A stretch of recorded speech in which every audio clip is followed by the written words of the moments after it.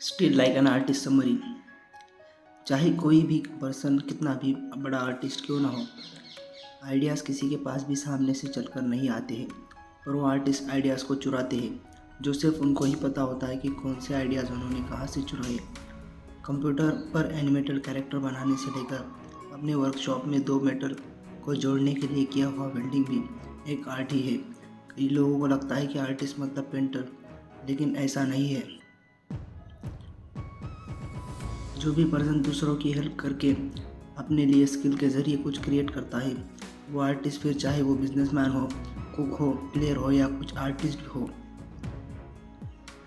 Picasso कहते हैं कि आर्ट एक चोरी है, जो आज भी सच है। जैसे एप्पल के founder Steve jobs, basketball player Kobe Bryant और दुनिया के most influencer band the battles और अमेरिकन रैपर एमिनेम जैसे कई फेमस पर्सनैलिटी ने दूसरों के आइडियाज़ को कुछ इस तरीके से चुराया कि पूरी दुनिया को उनका वर्क ओरिजिनल लगने लगा। इसीलिए आज मैं ऑस्टिन क्लेवन की book still like an artist में से कुछ ऐसी बातें बताने वाला हूँ जिससे आप सीखेंगे कि आप कैसे ग्रेट लोगों की तरह अलग अलग आइडियाज़, कॉन्सेप्ट और प्रिंसिपल्स को कनेक्ट करके एक ऐसी चीज़ क्रिएट कर सकते हो जो सबसे यूनिक हो। First one is nothing is original. Still like an artist में से मैंने सीखी पहली बात, नथिंग इज़ ओरिजिनल। जैसे मैं कोई भी ओरिजिनल थिंकर नहीं हूँ, मैं एक सिंथेसाइज़र हूँ जो अलग अलग आइडियाज़ को कुछ अलग ही अंदाज से कनेक्ट करके आपके सामने प्रेजेंट करता हूँ। स्टीव जॉब्स ने अपनी एक स्पीच में कहा है कि गुड आर्टिस्ट आइडियाज़ की कॉपी करते हैं और ग्रेट आर्टिस्ट आइडियाज़ को चुरा लेते हैं। अब थोड़ा सोचो कि उन्होंने ऐसा क्यों कहा। उनके कहने का मतलब था कि जो नॉर्मल लोग होते हैं वो चीज़ों को इमिटेट करते हैं और दूसरों को कॉपी करने की कोशिश करते हैं, और जो ग्रेट आर्टिस्ट होते हैं वो उसी सेम चीज़ को डीपली स्टडी करके उसे कुछ इस तरह से ट्रांसफॉर्म करते हैं कि उनकी खुद की पहचान वो चीज़ में झलकने लगती है। कई लोगों के लिए क्रिएटिविटी एक रहस्य की तरह होती है। उनको लगता है कि क्रिएटिविटी पर्सन को एकदम अचानक से आइडियाज़ आ जाते हैं और वे माइंड ब्लोइंग चीज़ें क्रिएट करते हैं। लोगों को एक्चुअल में ऐसा नहीं होता। चाहे कोई भी पर्सन कितना भी बड़ा आर्टिस्ट और जीनियस क्यों ना हो, वो आइडियाज़ को किसी के पास भी सामने से चलकर नहीं आते हैं, पर वो आर्टिस्ट आइडियाज़ को चुराते हैं, जो सिर्फ उनको ही पता होता है कि वो कौन से आइडियाज़ उन्होंने कहाँ से चुराए। आर्टिस्ट माइक बियर्स ने जिम्बाब्वे में ईस्ट गेट सेंटर नाम की एक ऐसी बिल्डिंग बनाई जो बिना एसी की आप कूल रहती थी, और उस स्ट्रक्चर का आइडिया टर्माइट माउंट से चुराया।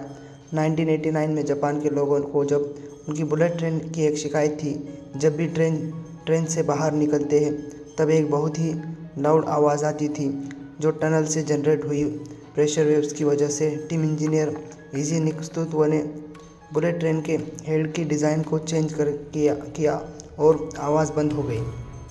लोगों को उनका वर्ड क्लास लगा, पर वो हेड की डिज़ाइन इजी निकस्तुत्व किंगफिशर के नोज से के शेप से चुराई थी, क्योंकि किंगफिशर का नोज बिना पानी को रिप्लेस किए पानी के अंदर जा सकता है। इजी निकस्तुत्व उस डिज़ाइन को वहाँ ऐसे उठा के ट्रेन के हेड में ट्रांसफ़र कर दिया।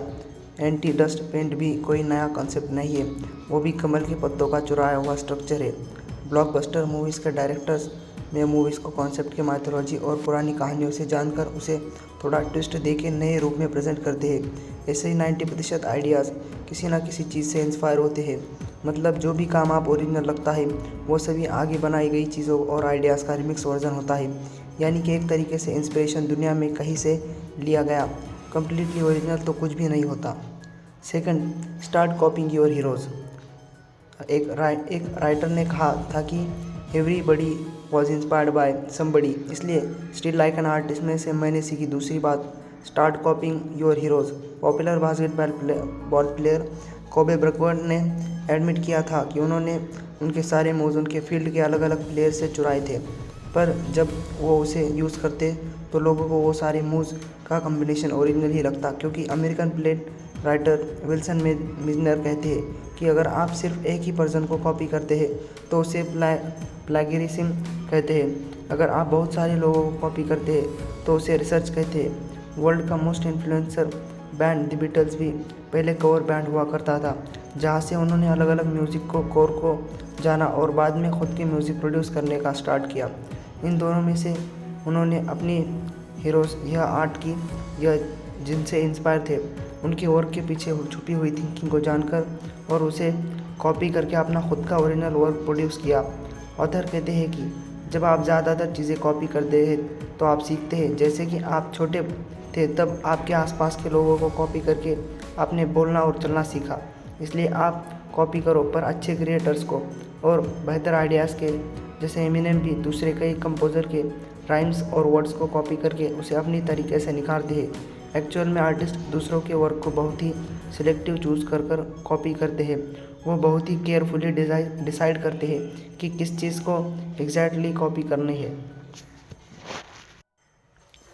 इसलिए जब भी आप कुछ कॉपी करने जाओ तब अच्छे और क्रेडिबल सोर्सेस से कॉपी करो और अपने मल्टीपल आइडियाज़ में जिसको जो वर्क इंस्पायर करता हो उनके उस वर्क को डीपली स्टडी करके उसके पीछे छुपी हुई थिंकिंग को जानो, क्योंकि आपके आइडियाज़ और आपका सिर्फ देखना नहीं बल्कि उनकी तरह उस दुनिया को देखना भी, अगर आप उस पर कॉपी करेंगे तो लोग आपको डुप्लीकेट कहेंगे, लेकिन अगर आप अपने अंदर से सीखा होगा तो आपको ओरिजिनल माना जाएगा। और इसी प्रोसेस को दोहराने से आपको अपनी ओरिजिनल स्टाइल मिलेंगी, जैसे कि कोबे ब्रायंट और द बीटल्स को मिली। Third one is build your own world. Steal like an artist में से मैंने सीखी तीसरी बात, build your own world. Author कहते हैं कि क्रिएटिविटी वो नहीं कि आप क्या सिलेक्ट करते हो, पर क्रिएटिविटी वो है कि आप क्या रिजेक्ट करते हो।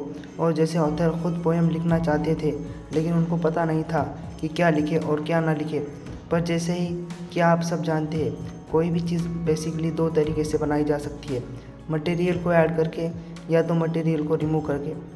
तो उन्होंने वही किया कि ब्लैक पेपर पर खुद की वर्ड्स लिखने के बजाय उन्होंने न्यूज़पेपर के आर्टिकल्स में से वर्ड्स को रिमूव करके न्यूज़पेपर ब्लैकआउट नाम की उनकी फर्स्ट बुक पब्लिश की, जो न्यूज़ में बनाई हुई पोएम्स का कलेक्शन था। एक जर्मन राइटर ने कहा था कि आप इन्फ्लुएंसर का मशहूर वर्जन होते हो, यानी आप जिस चीज़ से इंस्पायर होते हो उसी चीज़ को आप अलग दुनिया बनती है। जैसे एप्पल की दुनिया सिंप्लिसिटी और इनोवेशन से इंस्पायर्ड होती है, तो दूसरी तरफ रेड बुल की दुनिया डेयरिंग और एडवेंचर से इंस्पायर होती है। इसलिए आपका काम होना चाहिए कि ग्रेट आइडियाज़ को सिलेक्ट करके अपने खुद की एक इंस्पिरेशन की दुनिया बनाना, जहाँ पर भी आपको कोई ऐसी चीज़ दिखे, आपको इंस्पिरेशन और इमेजिनेशन को पावर दे, तो उसे सिलेक्ट कर लो। ऑस्टिन क्लेवन कहते हैं कि क्रिएटिविटी बनना आपका काम नहीं है, आपका काम वाइड वैरायटी ऑफ इंफॉर्मेशन को कलेक्ट करना है और उसके नए नए कनेक्शन बनाना है। आज इंजीनियरिंग बहुत लोग करते हैं, पर अगर आप कुछ ऐसा क्रिएटिव करना चाहते हैं जो आउटस्टैंडिंग हो, तो आप रिवर्स इंजीनियरिंग सीख के अलग अलग आइडियाज़ को अपने अंदाज में कनेक्ट करके अपनी खुद की ही एक अलग दुनिया बनाओ।